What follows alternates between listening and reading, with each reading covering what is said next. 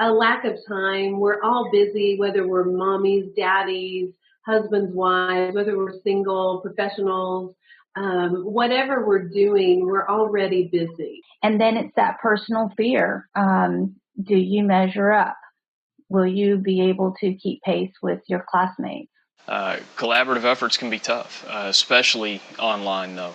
When you're doing them in person, you have that accountability. You're working with people day in, day out. You're able to meet timelines more simply. When you're having to do it distance learning, especially asynchronously, becomes a challenge, and then getting everyone to participate equally can become very frustrating. So you have to kind of work with that from the beginning of the exercise. Just lack of technical skills, being real comfortable with technology. I'm much more comfortable and confident now with technology than I was 2.5, 3 years ago. But I still have a few challenges, like when we even tried to do this today. I live in rural Kansas, and our internet connection was there was a problem, and my husband's on the road, so I had to call him. He had to tell me how to turn off the router, turn it back on, all this kind of stuff. So again, I just even as I think back to my online learning, the technology challenge was really always there. Students who don't stay on top of assignments or are not on top of their reading, it's critical. It will quickly become overwhelming and hard to catch up again. Identify a positive support system.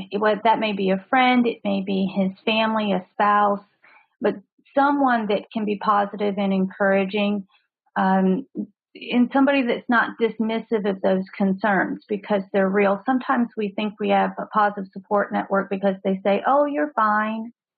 You really do need somebody to validate those concerns, not dismiss them, but empower you and encourage you to continue through. I found it helpful to sit down with my family, and we had a discussion about what it means for mom to go to school. So, how is that going to influence or impact their life? Dinner may be less than what they thought. We may have to eat takeout. The laundry may not get done. The idea that I was at home and in an online program, people misunderstand. They think if you're home, you're available. Learning and expressing to my family that I might have to disappear after dinner to go write a paper or, attend a WIMBA session. So just being very clear with expectations so that you can get that support that you need. That helps with time management too, because I think the time management is personal limitations. If you ask for help or you explain to people what you're doing, there's plenty of time. You just need other people to step in and help do what, I don't need to do the laundry. Other people in the house know how to do that. Oftentimes on campus and face-to-face, there are seminars and workshops for returning students. That can be done in an online environment. So prior to starting a course of study, online students, if they had the opportunity to participate in a seminar that would introduce them to that course management system for that institution, it would introduce them to the basic technologies that are expected, how to set up Word to catch passive voice. What does a wiki look like? These are things that I think would alleviate a lot of those concerns for a student. And then there's really no commitment. You go through the seminar, and after that, you sign up for your course of study. And you already come in with some better understanding of that technology and where your support system is on campus. Because if it's taught by continuing ed people, IT people, and that sort of thing, instead of feeling like you're dependent on your instructor when you do have a technology issue, you've already met the IT department. One of the challenges I ran into, I took several courses during my last deployment, and obviously there were a lot of real-world things going on that vied for my time. So how I manage that time and setting apart some times and working on college courses instead of watching TV or doing another workout or I had to manage my time, and kind of organize myself around the requirements for that course.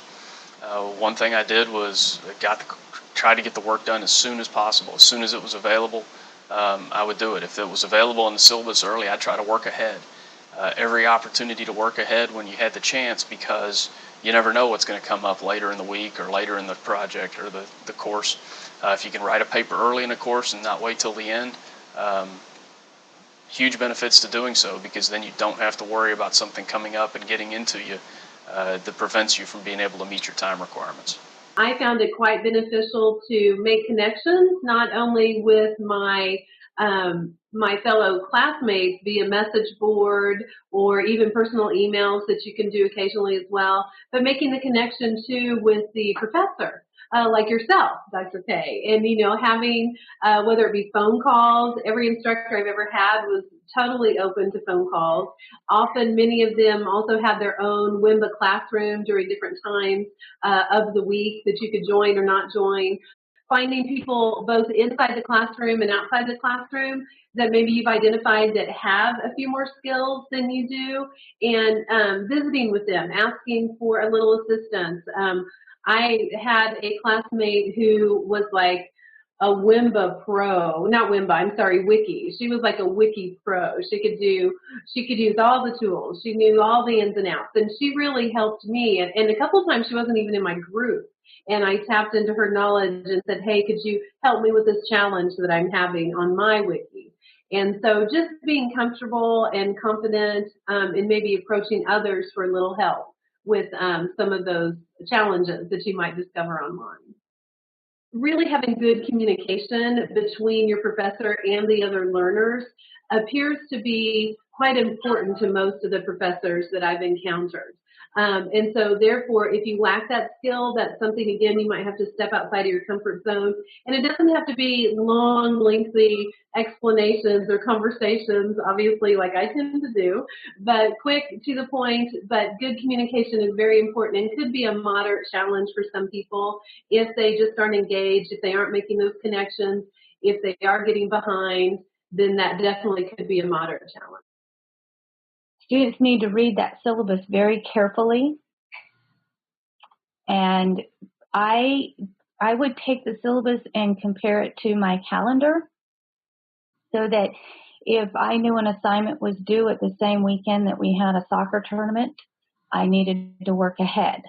I always like to work ahead just to give myself some buffer room, because life does get in the way. I also took my books with me everywhere. So if I was sitting in a dentist office, I was reading. I printed off articles. I mean, it's helpful to have them. I took my tablet everywhere. So I took advantage of every, 10 minutes of sitting time I had. My family still laughs at me because I have highlighters and pencils in every purse. So, but I think that's what you have to do. I mean, especially in most cases, I took 2 courses at a time. And so that meant that I had to maximize the time that I had to study and read. Online courses are just that. You do have technology challenges, you have technology issues, and you will be working with new technologies that you're not familiar with. I took one of Dr. Kang's courses on integrating technology in adult education, and we used several things that I'd never used before. So the good thing is there are plenty of online resources, there's plenty of peer resources. I got introduced to several things that I had never used that I actually enjoyed using and have continued to use. And the more you familiarize yourself with them, the more successful you'll be with them. Don't be afraid of them.